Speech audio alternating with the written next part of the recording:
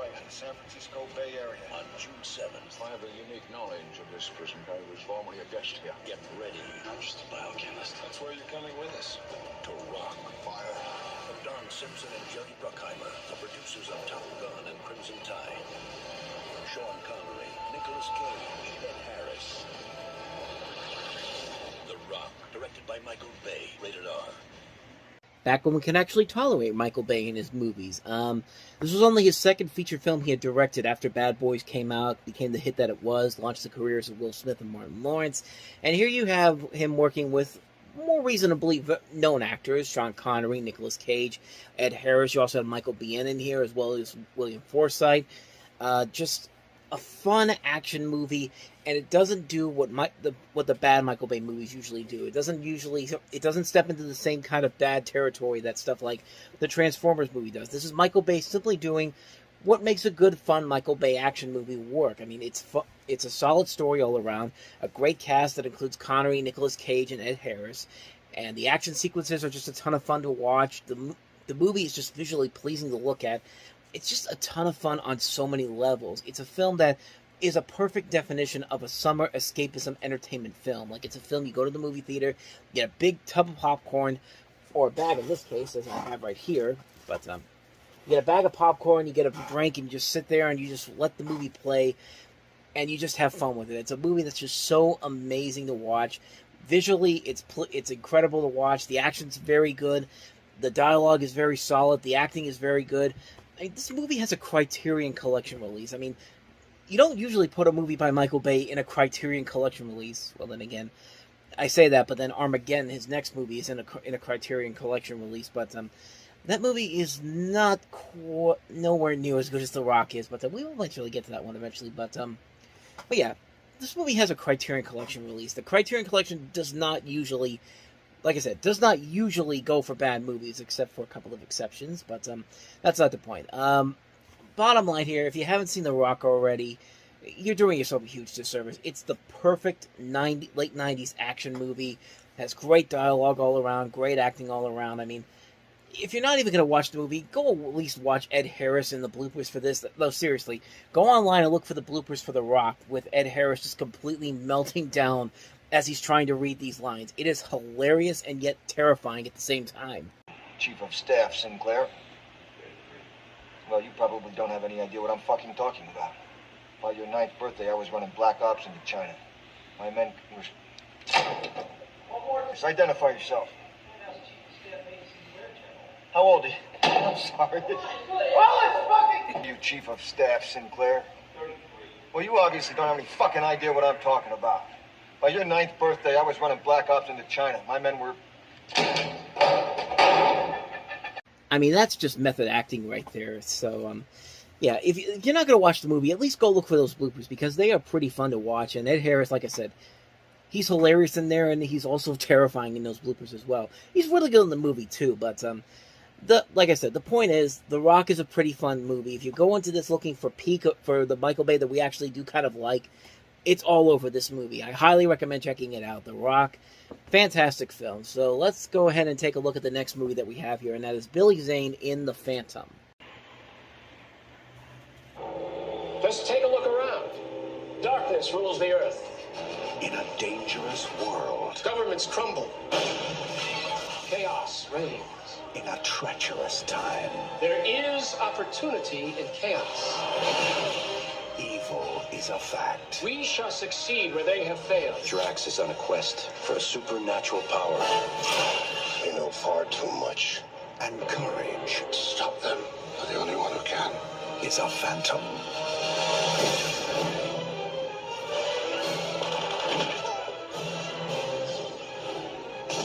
Who was that guy? Somebody I already killed.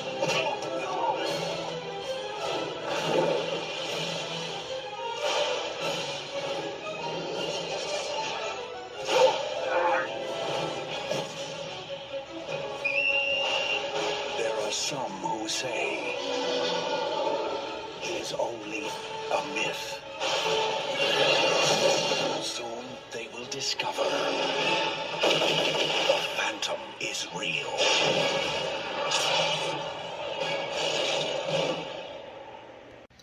So the Phantom, if you don't know him, he's a character from the classic comic strips of the 1930s. King Features Syndicate is where he came from, and you have Billy Zane playing the title character of the Phantom. Now, when this movie came out, it was definitely a very mixed bag. It was pretty much on the same level as something like The Shadow was, or The Rocketeer, which I really like The Rocketeer. I think The Shadow gets a little bit too much hate towards it. I don't think it was a terrible movie. I think there are parts about it that do work. And honestly, I could say the same thing about The Phantom, because the movie, for the most part, does kind of carry the overall feel of the comics. It takes place in the 1930s. It's supposed to be like a pulp adventure type of film. And I think there is a lot about it to really like about it. I like the casting of Billy Zane as the Phantom. I think that's great casting. I think he does play it very well. I think, to me, the biggest problem with this movie and trying to sell it is that it's hard to sell a guy like that when he's wearing a costume like that that's light purple and all that type of stuff. And I mean, it's not that it looks bad in here, but I could definitely see a lot of people looking at this costume that he has, and it's just like, I don't know if I could take that seriously. Like, The Rocketeer, you could take at least a little bit more seriously. I mean, Shadow, you could definitely take more seriously. Even Dick Tracy, even when he wears the yellow trench coat, you could take that a little bit more seriously. But, I mean, the Phantom, I don't know. To me, I think that was one of the tougher sells about this character, is that how do you make a guy like that who wears an all-purple suit and looks the way he does, how do you make that look intimidating? And it kind of works, but it doesn't quite at the same time. I think it does work mostly because of I think it works here because of Billy Zane. I think he's perfectly cast in this. I like Treat Williams as the over-the-top villain in this. You got Christy Swanson, Catherine Zeta-Jones, one of her early film roles, and I think the movie overall is a ton of fun. It's not one of the smartest comic book movies ever. It's not even a great comic book movie overall, or a comic strip movie overall, but I think it does deliver enough that if you have a good idea of what the story is, it could definitely work. I think they could have. There are definitely a lot of things that they could have tried to make it a little more appeasing, but mostly with the costume and all. But again, I think overall it does a pretty good job of setting itself up. As the movie that it wants to be. I think it does try a little bit. I think it does try enough to say that it is worth a watch. I think maybe, just maybe, if they had gotten Joel Schumacher to do this movie after he'd done Batman Forever, like they thought they were originally going to do, I think he could have made this work better. But as it is, it's a perfectly serviceable film. Is it a great film?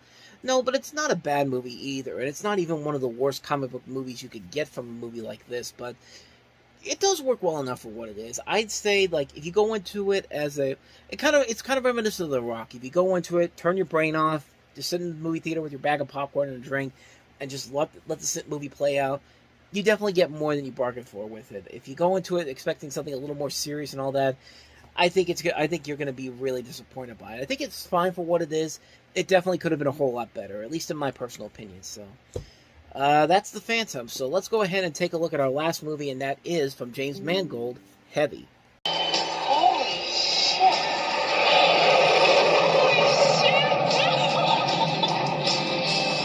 I don't know how we got so long. Victor! Victor! Nobody knows? You didn't tell anybody? I didn't want anything to change.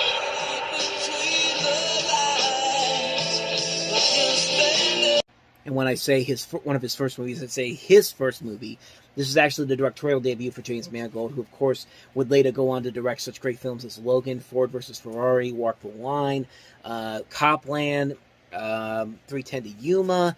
Just so many great movies to his resume, and this was the film that started it all. And basically, the plot is that you're following this unhappy, overweight cook played by Pruitt Taylor Vince, whose life ends up changing when he meets this college dropout played by Liv Tyler. Who begins working as a waitress in his mother's roadside tavern, and the film kind of goes through the themes of loneliness, false hope, unrequited love, and self-worth. And that's pretty much all I know about this movie. I've never seen it before. I do like James Mangold as a director overall, but it's a film that I don't know too much about. I'm assuming it's got some pretty good reviews to it, and it does here. So I wouldn't deny that the film is really good. And you got Liv Tyler, Deborah Harry, Shelley Winters is in here as well. Some notable names in here, and I wish I had some more to tell you about it, but like I said, I haven't seen the film, so I can't really say if it's good or not. I would think it's probably good, so maybe one day I'll definitely check it out if I can find it somewhere, but that's pretty much all I know about this one. That is heavy. Cable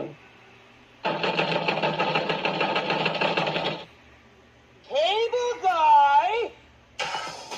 Let's do this. Slip the cable guy $50. He'll give you all the movie channels for free. You're offering me a bribe.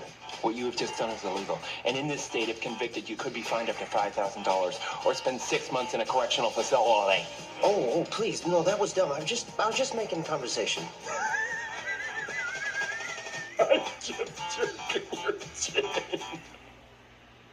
I'll juice you up. For Stephen Kovacs, Hey! You guys play here too? Cool. the price of cable just went up. Okay, Chip Douglas, you're on my team. Let's play. No way. I'm on Steven's team. Now, We're not friends. I don't even know you. Well, let's fix that. he's got a friend he can't control. Where are we going? Only the finest restaurant in town. Can I have your skin? Check this out. Silence of the lambs. I just don't have any room in my life for a new friend. So, what are you trying to say? A friend who will not be ignored. I gave you free cable. The guy's a sociopath. He leaves messages on my machine night and day. You there, pick up? Pick up, pick up, pick up, pick up, pick up. He shows up wherever I go. He won't leave me alone. He's gonna need some tough love. There's Stephen Kovacs in here. I'm Stephen Kovacs. I didn't do anything. Just call my cable guy. At least look into it. Nobody named Chip Douglas works for the cable company. Suspicious, isn't it? You're all being fooled by him. He's a lunatic and he's a felon. Don't mess with me. Come back here so that I may bring thee! I'm here for you! Don't do that. You're gonna get me killed.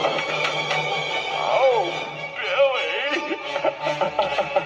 Jim Carrey, Matthew Broderick, the cable guy.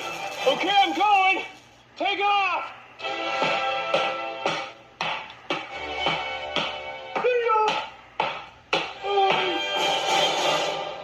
So the Cable Guy is a very interesting piece of history for a number of the people involved in this. When it came out, it was not the biggest hit critically or financially. It did make money, but it was seen as a major disappointment considering Jim Carrey's star power at that point. It actually, some people thought it kind of killed his career, but he would eventually bounce back the year later with Liar Liar. Also, most notably, Ben Stiller directed this movie, and Ben Stiller, of course, directed Reality Bites before this. He would later go on to direct such films as Zoolander and, of course, The Secret Life of Walter Mitty. And when the movie came out, everyone thought it was it was way too dark, and everyone thought it was just too cynical for its own good. It was seen as kind of a major misfire. It got a ton of, like I said, it got a ton of mixed reviews. Siskel and Ebert largely disagreed on the film. Gene Siskel really liked it, and Roger Ebert thought it was one of the worst movies of the year, which, really, out of everything that came out in 1996, this was one of the year's worst films.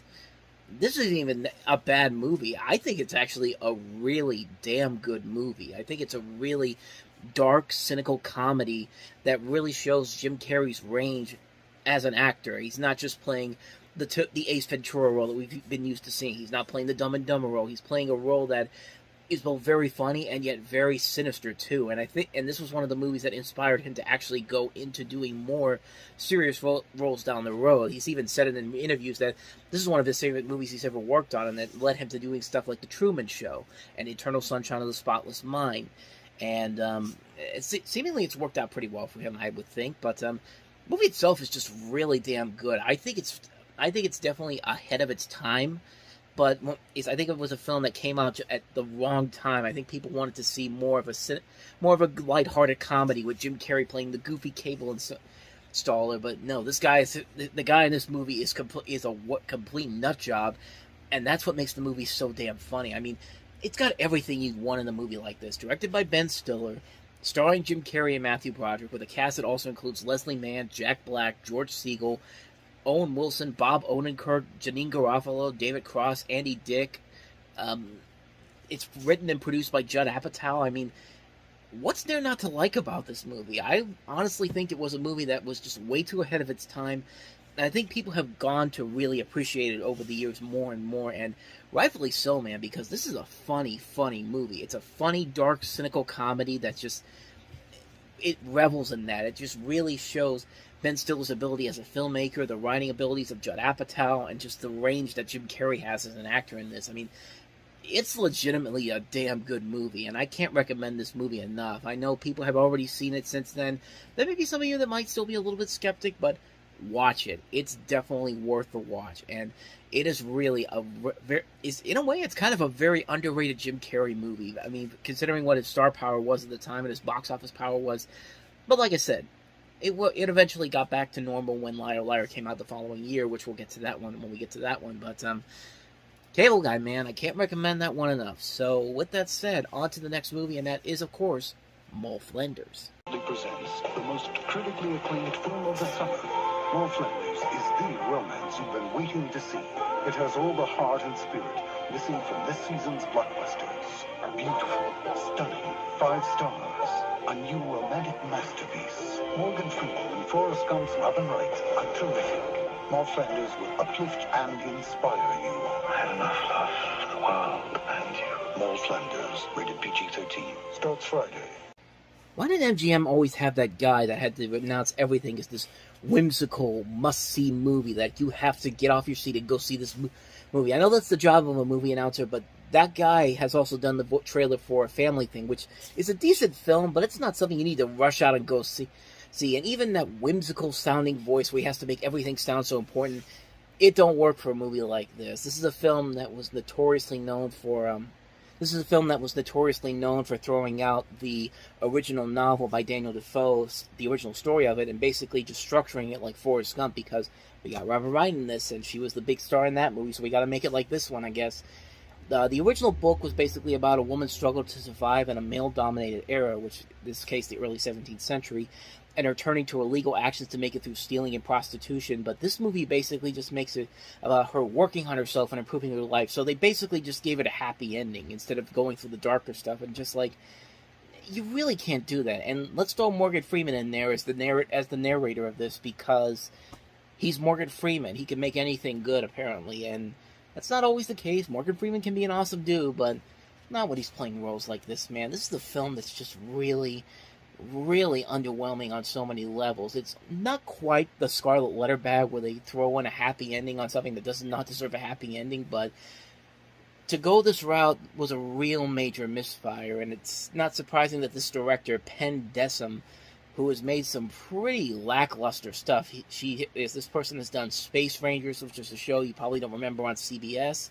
The last movie she directed was a movie where it's a movie called The Kiss, where the bad guy, or in this case the bad female, is the bad girl, and the antagonist of the movie kisses people, and that's how they get and sucks up their power.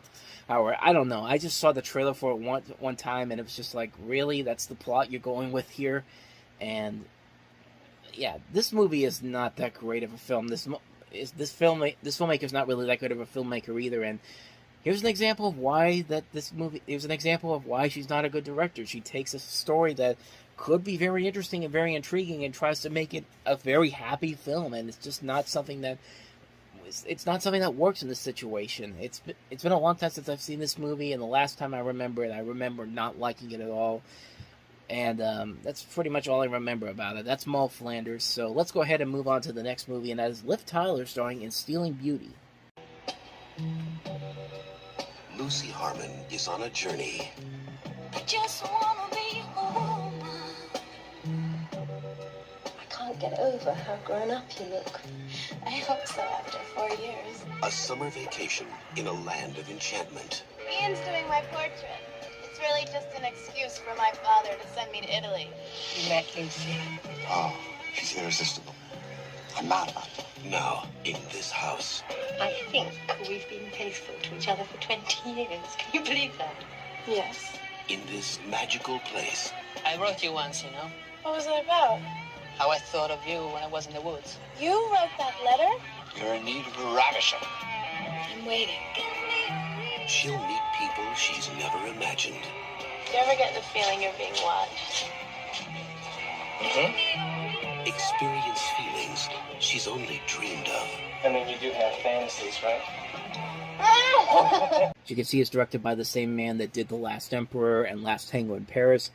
Very good movies. This one, not so much. I mean, you've got Liv Tyler playing this woman who travels to the Tuscan villa near Siena to stay with family friends, and she basically goes on this adventure in there, and that's really all this movie is. It's been a long time since I've actually seen this movie, and when I remember seeing it, it didn't really have a lasting impact on me. Liv Tyler can actually be a decent actress. I've seen her in some really good stuff. Joseph Fiennes is a good actor. So is Jeremy Irons. You got Rachel Weisz in here as well. And there's definitely potential there, but movies like this are kind of formulaic. I mean, it's pretty much... I mean, they tried to do a mainstream version of pretty much the story with Under the Tuscan Sun, except not as intense as this movie gets. Which is, I say intense, but like more mature, I should say, than what Under the Tuscan Sun was. Under the Tuscan Sun was more of a mainstream movie. This is more of a little bit more of a risque film. And for Liv Tyler, she was 19 when this movie was made. Actually, was she 19 when this movie was made? Maybe that's just a character. Yeah, she was 19 when this movie came out. And she even fought hard to not appear topless in the movie, saying that the thought of showing your body is a terrifying thought. She found it terrifying, let alone the whole world, and she fought it until the very end. I actually don't remember if she ever got naked in this. I doubt it. Like I said, it's been a while since I've seen this movie, and from what I remember, it's not really all that memorable. There's just some... you remember mostly the cover and the poster for it, with Liv Tyler just sitting there with the house behind her, and that's pretty much about all I remember from it. It's not a bad movie per se, but it's not a movie that I really do remember a whole lot of, and that's not really a good sign for a film like this. So, last I remember it, I don't remember it being that great of a film. So that's Stealing Beauty. Let's take a look at our last movie here, which is a really odd one. I don't even know if this is actually the right movie on here, but that's the last film that we have on here, The Jezebels.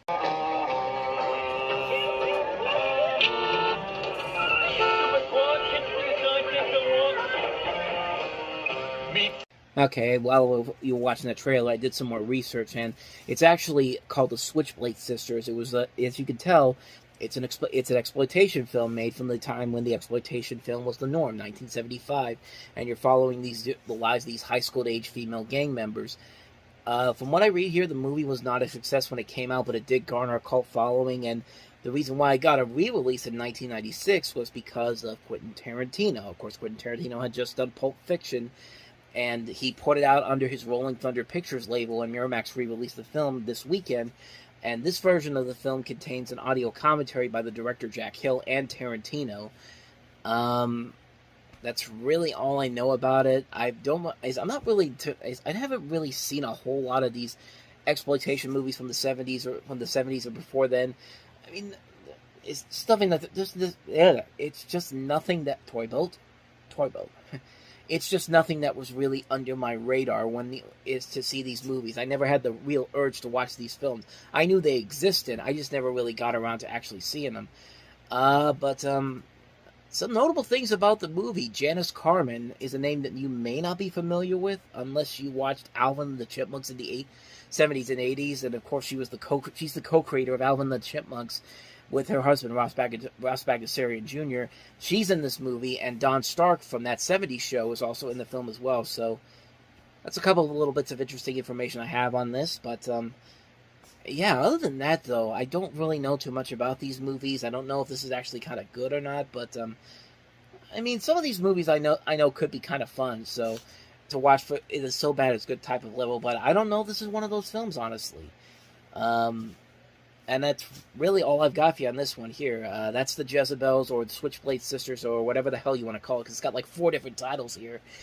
Maggie Stiletto Sisters is another one, and The Warriors 2, Las Navajeras, which I don't think this has anything to do with the Warriors, but bottom line, it's The Jezebels or Switchblade Sisters.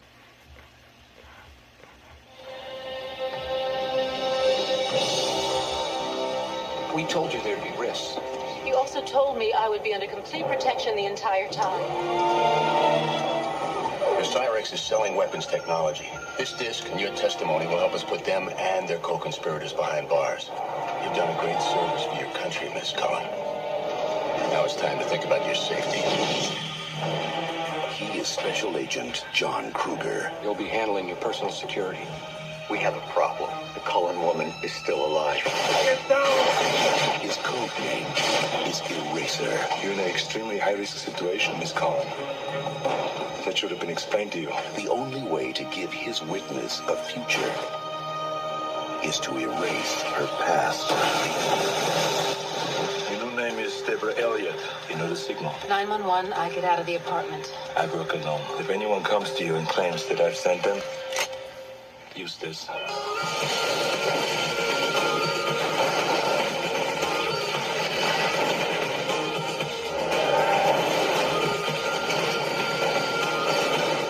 The disc, the girl, the guns. By dawn, they don't exist. Every person who knows the truth, $52 million on sale, is dead. I'll make them disappear one by one. Except the one guarded by him. You're alive, and I'll keep you that way. Trust me. Arnold Schwarzenegger.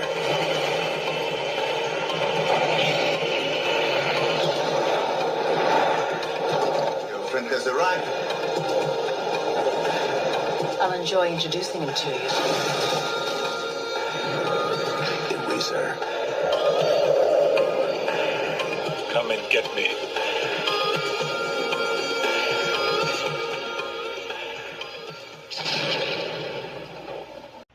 Yeah, Eraser's one of those Schwarzenegger movies that's not terrible, but it was one of those films that slowly but surely started the decline for Schwarzenegger. I mean, he was still making some successful movies, but this was one of those ones where this film barely made its budget back here in America. It just crossed $100 million, which was the budget of the film at the time, but it did become a success worldwide, grossing over $242 million.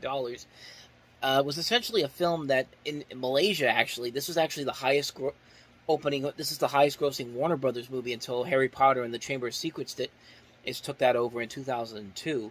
But as far as the movie itself goes, it's pretty mediocre, honestly. Like, I don't know about getting the guy who did The Mask to direct this movie. I don't think he's a bad director per se. He's made some really good stuff here, but this just felt like a movie that should have gone to somebody else, like somebody with a more flair for directing stuff like this. Maybe somebody like a Stuart Baird, who had just made his directorial debut with Executive Decision the previous year, this year actually in 1996. But the story itself is nothing really all that engaging. It's essentially you've got John Travolta.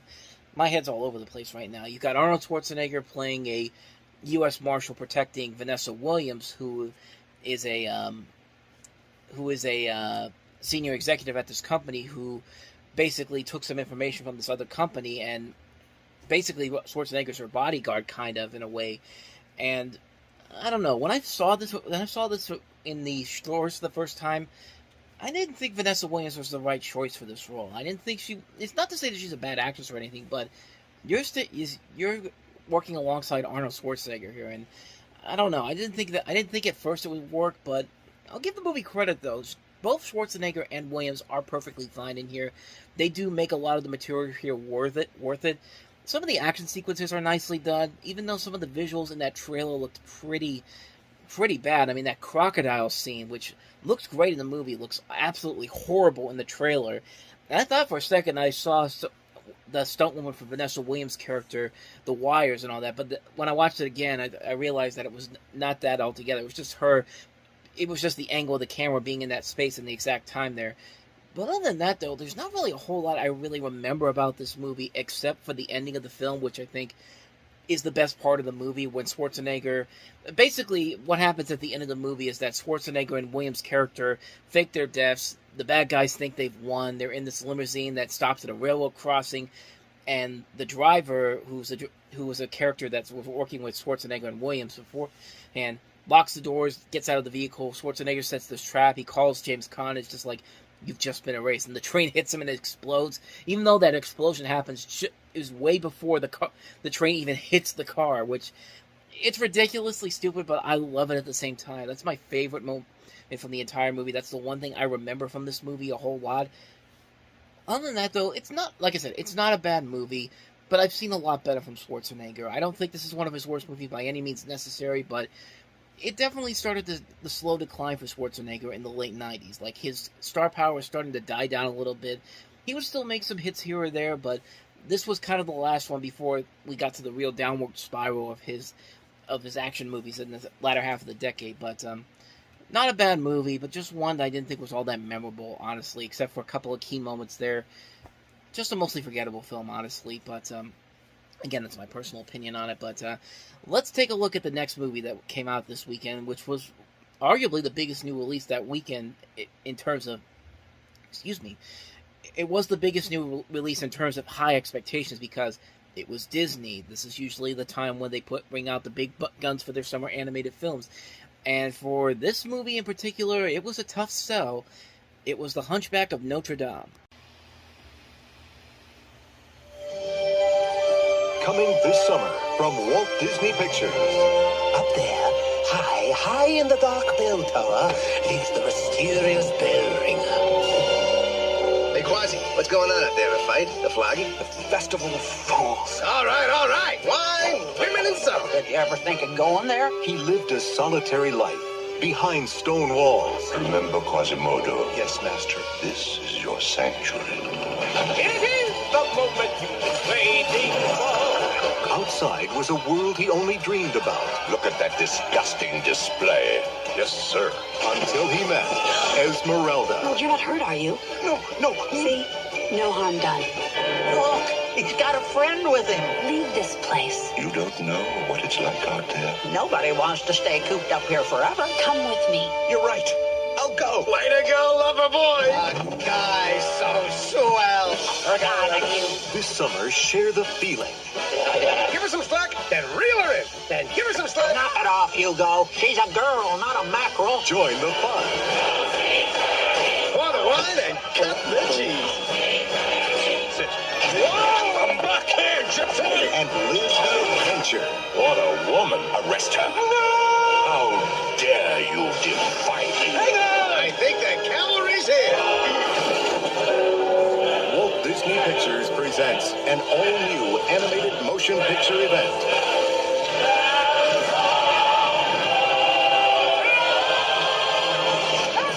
The story of one extraordinary human being. She's very lucky to have a friend like you. Discovering the magic within himself. The Hunchback of Notre Dame. I mean, where do you even begin with a movie like this? For one thing, this is a film that's really hard to sell, especially as a Disney animated feature. The story of The Hunchback of Notre Dame is so dark, it's so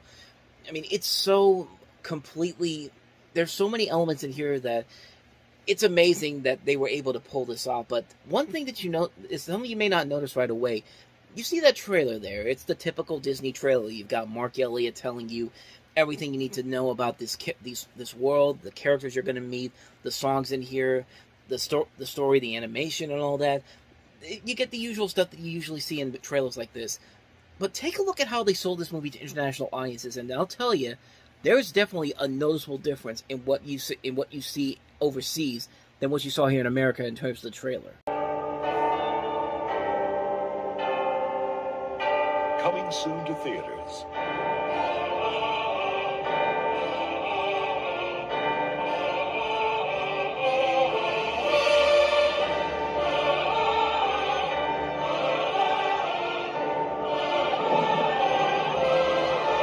Remember, Quasimodo, this is your sanctuary.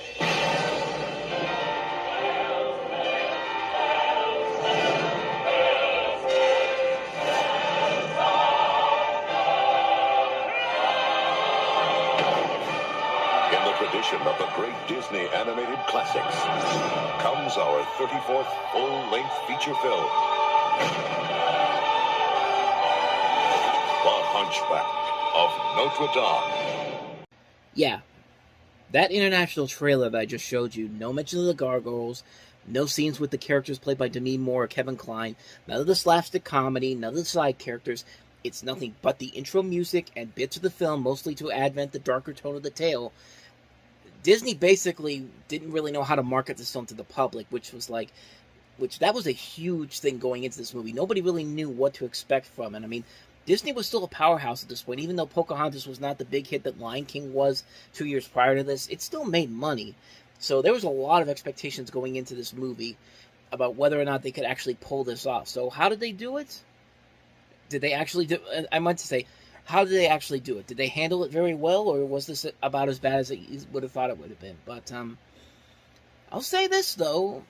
I thought they handled it pretty well. Like, for the longest time, I kind of avoided this movie, not for any particular reason. It's just like I never really felt the urge to watch it. But when I finally watched it for the first time, nearly 20 years after the movie came out, I gotta say, man, this movie holds up a lot better than I think most people would have made you think it would have done. Because, man, this is really, really a damn good movie. For something that's so controversial, so tough to do, they put their heart and soul into this movie. The animation in this movie is, once again, so amazing to watch. Not just the scenes of the cathedral and the city, but like the characters alone. Like James Baxter did a lot of the animation for Quasimodo in here, and you could definitely tell that his work is very much prominent in this film.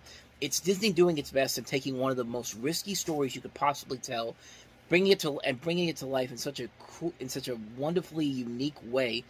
The visual look of the film is absolutely fantastic, especially towards the end of the film. You could see every single detail of animation they bring in here to give it the menacing tone that the story deserves. The voice acting overall is great as well. Tom Hulce as Quasimodo is amazing in this. You got the late Tony Jay playing Judge Frollo, making for one of Disney's most memorable antagonists. Even people like Demi Moore and Kevin Kline in the movie are very good. They have a lot of good elements to the film. They really are very, very solid characters. The music is amazing. You've got songs by Alan Menken, songs by Stephen Schwartz, and they knock them right out of the park. The opening song Out There, the opening song is the opening song that you hear in the beginning of the film, and then Quasimodo's song Out There are just songs that are so memorable that you could just listen to the music all the time and just get so sucked in. Like it's just an amazing concept. It's an amazing film that they've toy boat. I'm getting ahead of myself here. It's an amazing achievement that they've been able to pull this off, but there are some problems. There are a lot of things about the movie that don't work. Most notably, the three gargoyles, despite the fact that, God bless Jason Alexander, Charles Kimbrough, and Mary Wicks. They're doing the best they can, but they are just not funny in this movie. They're supposed to be the comic relief of the film, but, Jason Alexander can be really hilarious, but the movie fails to make him funny, and that's really one of the biggest crimes in the movie. Is if you can't make Jason Alexander funny in a movie, then you've completely missed the mark altogether. The film even tries to make it seem like they're a part of Quasimodo's thoughts, and not really, which would have been more enjoyable. But no, at the end of in the climax, they're fighting alongside Quasimodo, and it's just like, what's going on here? Are these things actually real or what? It's just like, I mean, it would have made more sense to have them not really exist, and maybe that's the idea. Maybe that's a progression of the character. But man, the way they handle it here, it really is one of the huge flaws of the film. One of the other problems I think it has is that, as much as I commend the movie for the darker tone, there are too many moments that are very cliched riddle, been there, done that type of stuff, mainly focusing around the gargoyles and the characters played by Demi Moore and Kevin Kline.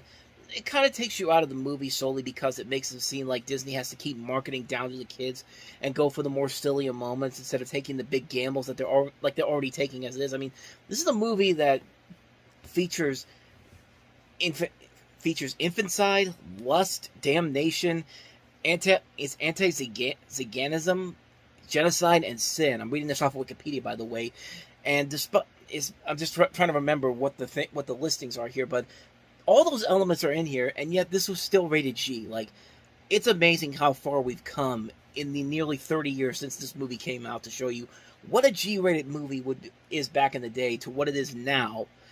And it's basically nothing because nobody ever wants to do the G rating anymore, so why do you even have it in there? Which, I don't know. Like, that's a whole other subject altogether. But those are just some of the flaws of The Hunchback of Notre Dame. But really, for Disney to actually make an animated kids movie based off of Victor Hugo's one of his darker tales, to make it work for the majority of it, it's a Christmas miracle, man. Like, this is stuff that you make movies out of. Like, you make documentaries off of how they were able to pull this stuff off. It's amazing that they were able to pull this off as it did.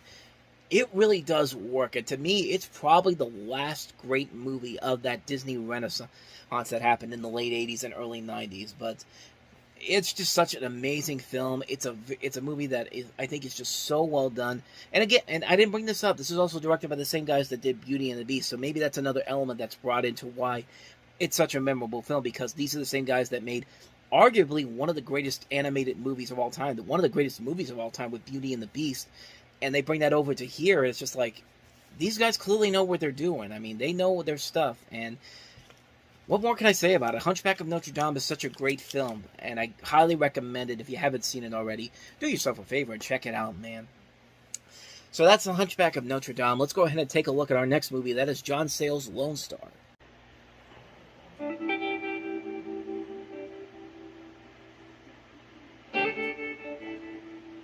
40 years ago, under Sheriff Charlie Wade, Rio County was as corrupt as they came. That Sheriff Wade, he could get ugly. Then, Buddy Deed showed up. How about you lay that shield on this table and vanish? You're a dead man. They called him a legend. He was a unique individual. They called him a champion of justice. The day that man died, they broke the damn mold. His son is about to find out the truth. Follow me. I'm Sheriff Deed. Sheriff Deed is dead, honey. He's just Sheriff Jr. We found a body out by Fort McKenzie yesterday. You got any idea who might have put him there? A hell of a time to bring up old business. That badge didn't come out of a cereal box. So this is directed by John Sayles. Stars, you see in the trailer there, Chris Cooper, Chris Christopherson, Matthew McConaughey, Elizabeth Pena, and the movie basically focuses on the sheriff's investigation into the murder of one of his predecessors. And it's really one of John Sayles' best movies. I mean, this is a guy that's made a ton of great movies that we've talked about on the show before. Passion Fish, The Secret of Ronan Enish. He also did 8 Man Out. He's been a really solid, underrated director over the years, and this is probably his overall best film ever made. I think it's a really well-made film. It's a great modern Western mystery film. Has a little bit of a Twin Peaks-esque kind of thing going on, except not with the type of David Lynch material that you usually see from him, but it's a very unique film, and it works because of the cast that they had established here. I mean, Chris Cooper, Matthew McConaughey, Chris Christopherson, Frances McDormand's in here, Joe Morton, Elizabeth Pena, Ron Canada, just a really good cast. Clifton James, a strong cast in this film. Is a really good, well-written material here. The 90s had a lot of really good westerns. Looking back now, there are more unique westerns that came out in the 90s than I remember, because of course we had Unforgiven, which was a great film. We had The Quick and the Dead. The Quick and the Dead with the Sam Raimi western from last year, and now we have this movie here. Like, just so many good westerns that I did not remember existing at this point. And I'm not usually, like I said before, I'm not usually the biggest western type of person, but there's a couple of them I really like. This is definitely one that really was very impressive to me. I really enjoyed this movie a whole lot. It's John Sayles. He's usually very good with movies like this, but like I said, this is probably his best work that he's done ever. I mean, this is a really fantastic film. I can't recommend this one enough. Lone Star, definitely check it out. So let's go ahead and move on to the next movie that we have here, and that is Sam Rockwell in The Search for One-Eyed Jimmy. There he is. Jimmy, where the hell you been? Oh my God! Jimmy! It did work! My son has come home! Oh, Jimmy! How you doing? Oh, Jimmy!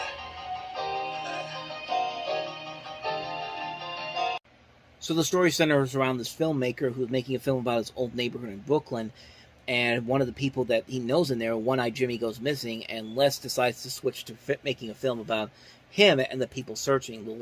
Les in this movie is being played by Holt McCallany, who you may not be familiar with, but you've definitely seen his work before. If you've seen him in Fight Club, he was in Three Kings. He was in a very good underrated FX show called Lights Out that came out back in 2011, which I highly recommend checking that out. I'm pretty sure you can find it on Hulu, but I've never heard of this movie before. It's one of the early... And Sam Rockwell, of course, plays One-Eyed Jimmy, but you also see Steve Buscemi is in here, John Turturro, Nicholas Turturro, Samuel L. Jackson's also in here, Jennifer Beals, Tony Sirico, Michael Badalucco.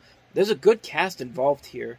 Like I said, I've never seen the film before, but with a cast like that, man, the film looks like it actually could be pretty fun. I saw a little bit of the clips from the YouTube that I saw from this. There's no trailer online for this, but it definitely looks like it could be something pretty interesting. Maybe I'll definitely look for it if I can find it somewhere at a good price. But that's pretty much all I know about this one. That's The Search for One-Eyed Jimmy. So let's go ahead and take a look at the last film that we have here, the documentary A Perfect Candidate.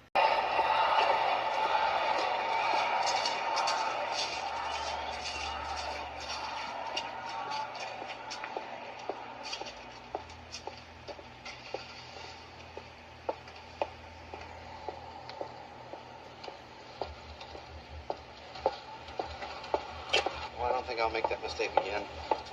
What mistake? We should just never have let off the gas on the guy. Will I ever make that mistake again?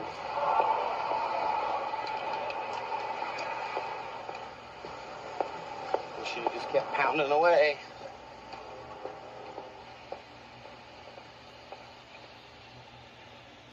So this is a documentary talking about the 1994 U.S. Senate race in Virginia when you had a matchup between Democratic Senator Chuck Robb and also Republican Oliver North. Now, Oliver North is a name that you should be very familiar with in American history.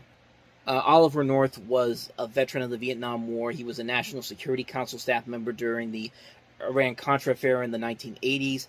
It involved the illegal sale of weapons to the Khomeini regime of the Islamic Republic of Iran to encourage the release of American hostages that were held in Lebanon. North formulated the second part of the plan, which was to divert proceeds from the arms sales to support the Contra rebel groups in Nicaragua, sales from which were specifically prohibited under the Bullen Amendment. North was essentially granted limited immunity from prosecution in exchange for testifying before Congress about the scheme. He was initially convicted of 3 felony charges, but the convictions were vacated and reversed, and all charges against him were basically dismissed in 1991. And he went, and this movie shows that he unsuccessfully ran for the U.S. Senate. He went on to host a show for Fox News, and then he was elected president of the NRA, and he actually resigned a year later. And I mean, he's a notable figure in American history, and this is a documentary showing kind of why he didn't win, because you saw that little clip there. Like, those are the people that were behind his campaign, and they were not happy with the way that he.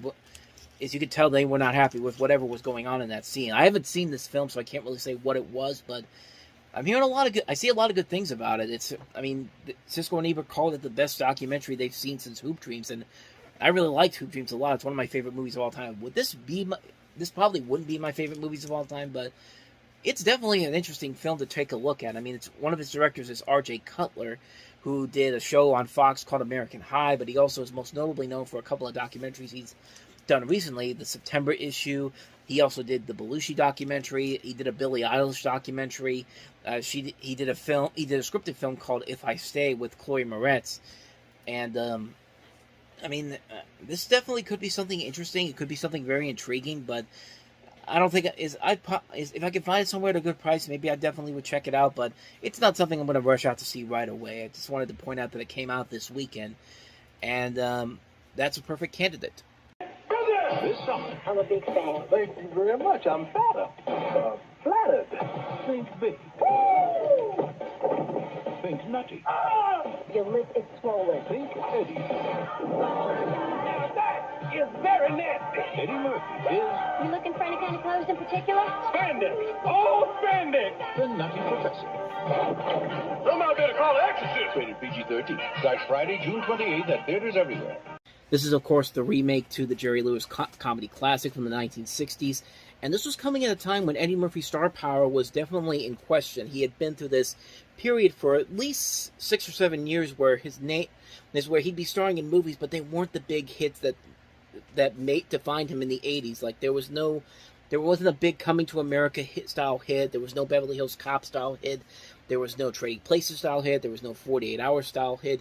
You got stuff like Harlem Nights, another 48 Hours, The Distinguished Gentleman, Beverly Hills Cop 3, Vampire in Brooklyn. Not to say that most of those movies were bad or anything. Most of them were just okay, but I think the real worst one of that bunch was Beverly Hills Cop 3. I still say it's one of the worst movies of all time, but most of those movies that were in that list are not bad movies. They just weren't up to the same par that Eddie Murphy's best movies were at in the 80s compared to what they were at this point. But this was the film that basically had to show...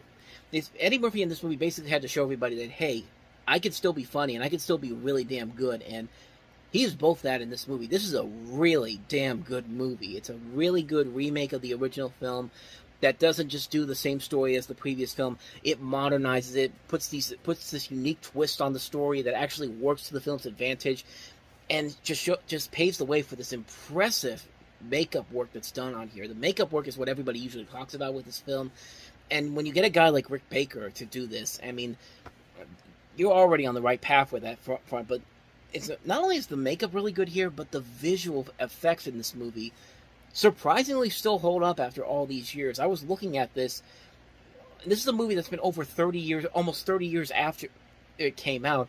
The visual effects of this movie still kind of hold up on a number of levels. Not all the time, but it's still entertaining to watch on a number of amazing levels here. And this is also directed by Tom Shadyac, who 2 years ago had put a name for himself with Ace Ventura: Pet Detective. And this kind of established him as the premier comedy director of the late 90s, because he would later go on to direct Liar Liar. He would also direct Bruce Almighty later on in his career. I mean, this was a film that really sparked two major renaissances in the late 90s, one being Eddie Murphy's renaissance and the arrival of Tom Shadyac as this top comedy director. And it's just a really good film, and Eddie Murphy really, you could tell, is putting his heart and soul into this movie because he really believes in this, and he knows that he can make this story work as well as he can here. Because not only is he great playing the Professor, Sherman Klump, and Buddy Love, but he plays the entire Klump family, and the way that they present this is still, like I said, it's still really impressive to look at, the way that everybody is in the same room, and you know it's the same actor playing all these characters in that dining room scene. And just over 30 years later, it still looks really impressive that they were able to pull that off, and it still looks really impressive to this day. Like, the movie is just a ton of fun to watch. After all these years, it's still a film that's still really funny. It's still incredibly clever. It's still really enjoyable. It's still a ton of fun. Like the big scene at the end where, you know, it's Buddy and Sherman going after each other, and while it's inside the same body, and you see all the visual effects working there. That's still a really fun scene to watch, even after all these years. It's still impressive to watch.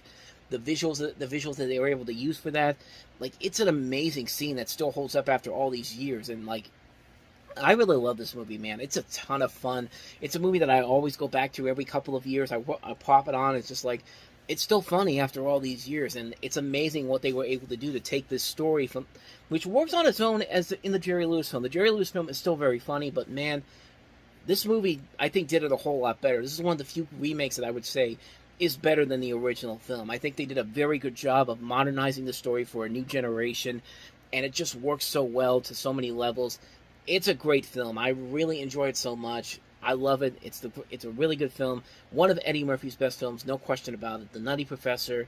Need I say more, man? It's just a fantastic, fantastic film.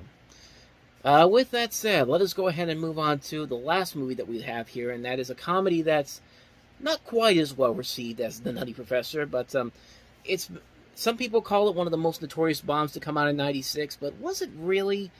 Let's see for ourselves. This is Demi Moore in Striptease. Your Honor, my ex-husband is a thief. That hardly qualifies him to raise a 7-year-old child. Neither does being a mother without a job. My lawyer told me this appeal is going to cost me $20,000. I mean, is there a shot in hell that I can make that in 6 weeks? Aaron Grant is desperate. And desperate times call for desperate missions. Cream corn wrestling. No chance that I am going to roll around naked in creamed corn with a bunch of drunken yahoos trying to stick niblets up my hoo-ha.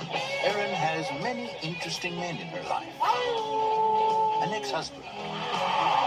you say is that? Some orthodontist from Tampa. God, Daryl, what would Mama say?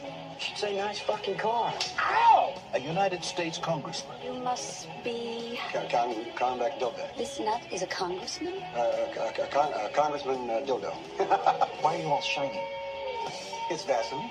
I can feel it squishing between my toes. An enterprising lawyer. You know, my neck really feels better, Uncle Al. Oh, yeah? How's it feel now? And a most unusual bouncer. You follow politics, Mr. Shiny? Do I look like I follow politics? Castle Rock Entertainment presents a story about the bodies that move. You jump here in a second, that piece of shit. And the ones that don't. Demi Moore. I'm Malcolm Moldowski, Congressman Dilbeck's right hand. You must be a very busy man. Striptease. You're Mrs. Brent? No, I'm Barbara Bush. Who is he? George Bush.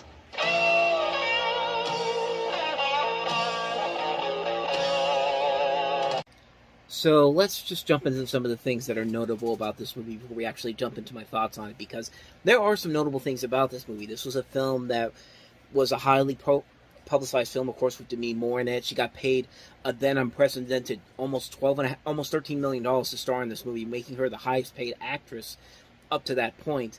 There was a lot of expectations for this film. This was a film that was originally, it's based off of a book, but by Carl Hiaasen, Hiaasen. I think I don't know if I'm mispronouncing that or not, but that's the name of the writer that wrote this. And this book is supposedly is very, very different from the actual movie here. There was a lot of controversies behind it at the time of its release. There was a lot of behind the scenes stuff of Demi Moore actually going to an actual pole dancing school, I guess, or a place where they teach pole dancing, and she had to learn how to do these dances in this movie. And for the longest time, I always considered it one of her worst movies that she's ever done. I myself have admitted that this is not a good movie by any means. I think when I did my list of the top 5 best and worst Demi Moore movies, I think I had this at number 2. But the more I've looked at it after all these years later, I'll say this: it's not a very good movie. It's a very disappointing film on a number of levels, because you could see the pieces where this could actually work. I mean, you've got Demi Moore. Demi Moore is a very good actress. We've seen her in so many good movies. This is the film that was notably seen as the film that marked her downturn in her career. And in this movie here, her character really isn't all that interesting or that engaging. That's one of the things. Yeah, it's cool to see. Yeah, it's nice seeing a hot Demi Moore stripping and getting nude in this. It's a cool. I mean, if you're a guy, it's a really good idea, and to sell it like this. And yeah, it's nice to see her get nude, but you know what? You have the internet. You can watch this stuff. You can go to websites to just watch these clips from that movie here. But you also have to sit through this boring melodrama, this side plot, which should be very intriguing. You've got Robert Patrick playing her ex-husband, and the whole story is that Demi Moore's character is basically doing this just because she's about to lose custody of her daughter, and I mean, it's just not engaging whatsoever. The problem is, I think this director, Andrew Bergman, I think is much better than this. I think there was so much on here that he could have made this a whole lot better. This is the guy that did The Freshman. This is the guy that did It Could Happen to You, Honeymoon in Vegas. Very funny comedies, but here he has to balance a black comedy with this very serious subplot here, and it's reminiscent of something like Over the Top. Like, we have to have a custody battle storyline in that film, but so is with Sylvester Stallone having to win an arm wrestling contest in order to gain custody of his son. It's just like, what sense does that make? It's the same thing in this movie here. Like it just doesn't make a whole lot of sense here. And Robert Patrick himself is not even that great in this movie, honestly, and that's a shame too, because Robert Patrick can be so good in movies like this, but he just plays it way too over the top. It's clear that he's not even trying to play this straightforward. It's just like, it doesn't really work to his advantages as an actor. I will say there are things about the movie that I do think are indeed funny. I like Ving Rhames playing the security guard for the strip club that Demi Moore works in, and I surprisingly found Burt Reynolds kind of funny in this movie. I like seeing them playing this different type of role, and it's weird seeing him with that blonde hair, but it actually does kind of work here. And yeah, the dancing sequences are nicely done. There are even times when there are some bits of good comedy here and there, but you just have to sit through this melodramatic storyline that just doesn't really have a whole lot there to work to the film's advantages. I mean, it's a film that has so much potential to be really good, considering the talent that's on board here, but in the end, the story just wasn't that good. I think if they had another rewrite of the script, or maybe they even took some stuff from the book to make it kind of more believable, maybe you can actually have something here. But as it is, I will say, yeah, it's not a very good movie. Do I hate it as much as I did before? It's a long time ago.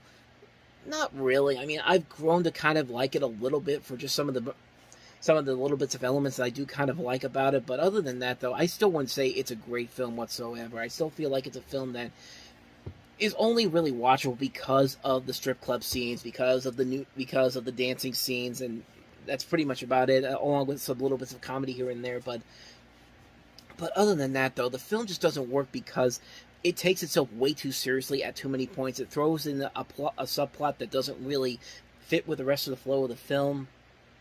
It's just a major misfire on a number of levels. I won't say it's a bad movie overall. I won't say it's a great film either. It's a film that's just kind of like, like I said before, I hated it before a long time ago, but in the years since then, I've actually grown to kind of appreciate it a little bit more, but never to the point where I would say, you should check this movie out. I still think it's not a very good film overall. It's just an idea that should be it's just an idea that sounds good on paper, but it still needed another rewrite. I think it needed another rewrite to really get the flow of what the movie was all about. I mean, to its credit, though, it's still a lot better than Showgirls. I mean, Showgirls was just a bit... But I take that back. Showgirls is one of those so bad it's good movies. Striptease, it's not up to that level. It's just a movie that's just kind of like...